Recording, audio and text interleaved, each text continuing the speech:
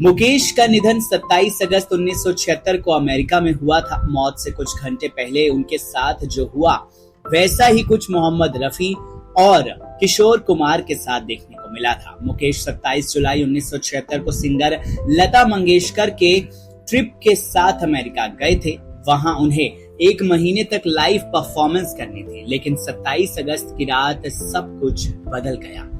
कोई नहीं जानता था कि उस रात मौत बिना किसी आहट के चुपचाप मुकेश की ओर बढ़ रही थी।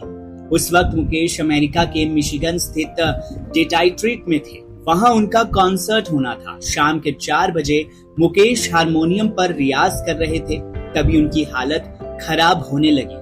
ये देख बेटे नितिन मुकेश घबरा गए।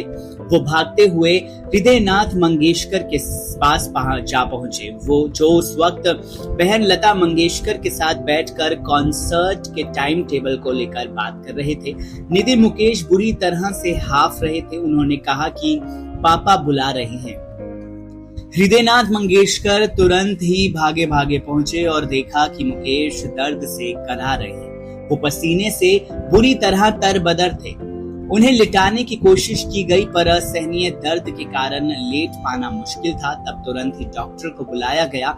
डॉक्टर ने देखते ही बता दिया कि हार्ट अटैक आया है। उन्हें तुरंत ही अस्पताल ले जाने को कहा गया।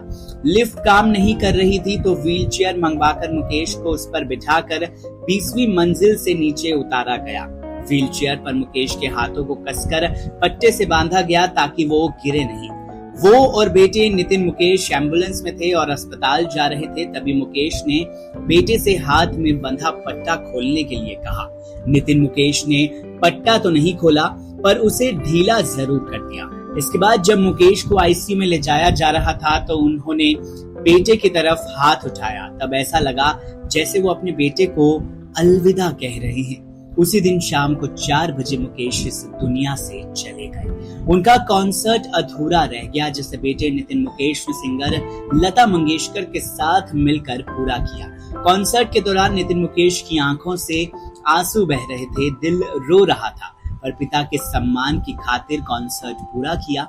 बाद में वो और लता मंगेशकर दोनों मिलकर मुकेश के पार्थिव शरीर को फ्लाइट से इंडिया लेकर आए और यहाँ 30 अगस्त को सम्मान के साथ उनका अंतिम संस्कार किया गया। मोहम्मद रफी मुकेश के जिगरी दोस्त थे। जैसे ही उन्हें अपने यार की मौत की खबर मिली, तो वो बुरी तरह से टूट गए। वो उनके दीदार को बेचैन हो उठे। मोहम्मद रफी की उस वक्त तबीयत खराब चल रही थी और डॉक्टरों ने उन्हें बाहर निकलने से भी मना किया था, पर दोस्त की बात आई तो मोहम्मद रफी सब कुछ भूल गए। वो दोस्त के अंतिम संस्कार में पहुंचे और उनके दर्शन किए। रफी की आंखों के सामने वो सारे लम्हे घूमने लगे जो मुकेश के साथ उन्होंने बिताए थे। लेकिन 26 जुलाई 1980 से मोहम्मद रफी की जिंदगी जैसी सिमटनी शुरू हो गई थी। मौत धीरे धीरे उनकी ओर बढ़ने लगी थी। शायद जाने अनजाने रफी साहब को भी इसका एहसास हो चला था।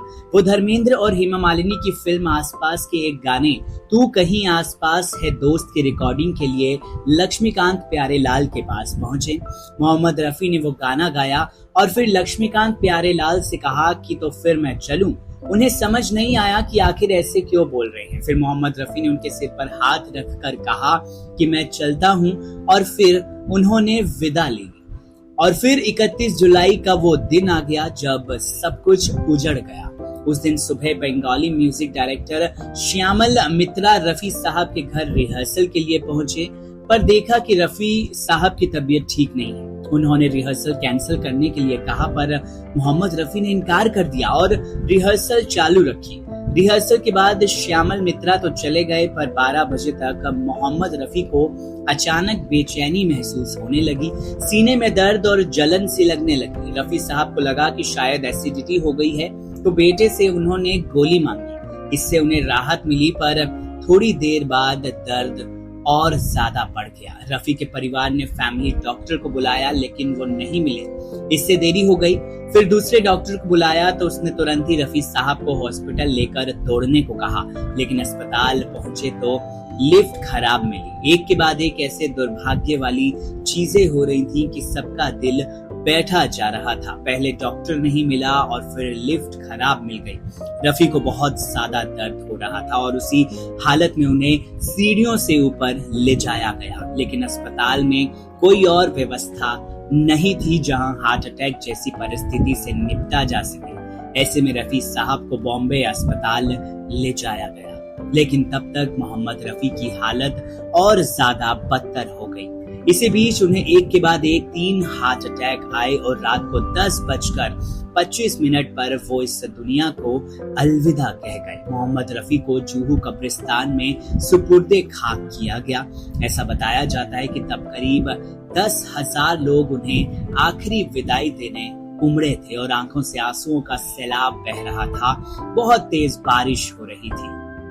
किशोर कुमार की मौत का भी मोहम्मद रफी और मुकेश की मौत के साथ एक अजीब संयोग रहा। उनकी मौत भी हार्ट अटैक से हुई और आखिरी समय में पूरी तरह वो भी पसीने से नहा गए थे। किशोर कुमार 13 अक्टूबर 1987 को इस दुनिया को अलविदा कह गए। उस दिन उनके भाई अशोक कुमार का बर्थडे था। किशोर कुमार की इच्छा थी कि वो दादा मुनि अशोक कुमार का बर्थडे मनाएं, इसलिए उन्होंने भाई को फोन करके ये बात बताई और घर जाने को कह दिया। लेकिन किसे पता था कि वो उसी दिन ही चल बसेंगे। उस दिन आखिरी दिन क्या हुआ था ये किशोर कुमार की पत्नी लीना चंद्रावर ने एक इंटरव्यू में बताया था।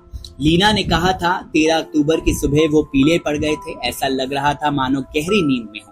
जैसे ही मैं उनके पास गई वो जाग गए और पूछा, क्या तुम डर गई? आज मेरी छुट्टी है। उस दिन उन्होंने घर पर कई बैठकें की। दोपहर को खाने के दौरान उन्होंने मुझसे कहा कि हम शाम को river of no return film देखेंगे। थोड़ी देर बाद मैंने उन्हें अगले कमरे में फर्नीचर ले जाते हुए सुना। जब मैं देखने गई तो कि क्या हो रहा है तो मैंने उन्हें बिस्तर पर लेटे हुए देखा। उन्होंने घबराकर कहा, मुझे कमजोरी महसूस हो रही है, दिल का दौरा पड़ेगा। ये उनकी आखिरी लाइनें थी। उनकी आंखें खुली हुई थी और उनकी सांसें फूल रही थी। मुझे लगा कि वो हमेशा की तरह बेवकूफ बना रहे हैं, लेकिन ये उनका अंत था और वो जा चुके थे। बहरहाल इन तीनों ही की मौत का ये जो संयोग है ये बहुत ही ज्यादा एक विचित्र सा संयोग है। तीनों आपस में बहुत अच्छे दोस्त भी थे, लेकिन साथ ही में राइवलरी भी तीनों को लेकर बहुत ज्यादा चलती थी। बहरहाल आप क्या कहेंगे इन तीनों की ही मौत के संयोग को लेकर? कमेंट सेक्शन में जरूर बताइए।